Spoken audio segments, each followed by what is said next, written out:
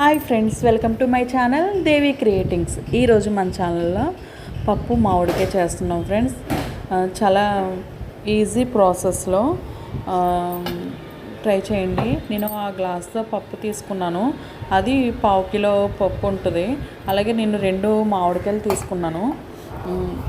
అవి కలర్ అలా ఉన్నాయి, కానీ పచ్చిగా ఉన్నాయి, పుల్లగా ఉన్నాయి. పప్పులోకి ఈక్వల్గా మామిడికాయలు వేసుకుంటేనే బాగుంటుంది. అంతే. నేను పప్పు నీట్గా కడిగేసుకుని పక్కన పెట్టుకున్నాను.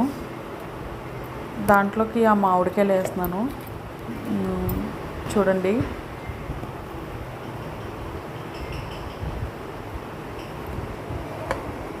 పచ్చిమిరపకాయలు ఒక 10 వేసాను నేను. అలా ఒక 10 పచ్చిమిరపకాయలు సరిపోతాయి. దాంట్లోకి ఎక్కువేం అవసరం లేదు. నాకు ఇంతకుముందు తెలియక పచ్చిమిరపకాయలు ఎక్కువ వేయాలి, పప్పు కారంగా ఉండాలి కదా అని ఎక్కువ వేసేదాన్ని. దానివల్ల ఏమవుతుందంటే పచ్చిమిరపకాయల కలరు పప్పులోకి గ్రీన్ కలర్ వచ్చేసి టేస్ట్ కూడా అంత బాగోదు. వాటర్ నేను ఒక గ్లాస్ పప్పుకి 2 గ్లాసులున్నర వేసాను. 2 గ్లాసులు వేసుకోవచ్చు, సరిపోద్ది. కాకపోతే కొంచెం లూజ్గా ఉంటుంది కదా పప్పు, అందుకని 2 గ్లాసులున్నర వేసాను నేను వాటరు.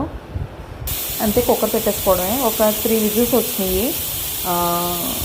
3 విజిల్స్ సరిపోతాయి, అవసరం ఏం ఉండదు. మెత్తగా ఉడికిపోతుంది. చూడండి, చాలా మెత్తగా ఉడికిపోయింది. దీన్ని ఇప్పుడు మనం పప్పు గుత్తుతో కలిపేసుకోవడమే. నేను పప్పు గుత్తుతో కలిపేసాను. చాలా బాగా కుక్ అయింది పప్పు. దాంట్లో ఒక స్పూన్ పసుపు, తర్వాత సాల్ట్, నేను కల్లుప్పు వేసాను, ఒక స్పూన్నర వేసాను కల్లుప్పు. సరిపోయింది. అంతే, కలిపేసుకోవడమే. ఈ టైంలో వాటర్ పడితే వాటర్ వేసుకుని మనం స్టవ్ మీద పెట్టుకోవాలి. వాటర్ పడితే మట్టికి స్టవ్ పై పెట్టాలి. వాటర్ వేయకపోతే మట్టికి స్టవ్ మీద పెట్టక్కర్లేదు. నేను కుక్కర్లో కుక్ అయింది కదా, అలా సరిపోయింది. అంతే. తర్వాత మనం పోపులు వేసుకోవడమే. మీకు తెలుసు కదా, పప్పులోకి మనం ఏవైతే పోపులు వేసుకుంటామో ఆ పోపుల్ని నేను ఫ్రై చేశాను. అంటే ఆ వీడియో మిస్ అయ్యింది, అందువల్ల. అంతే.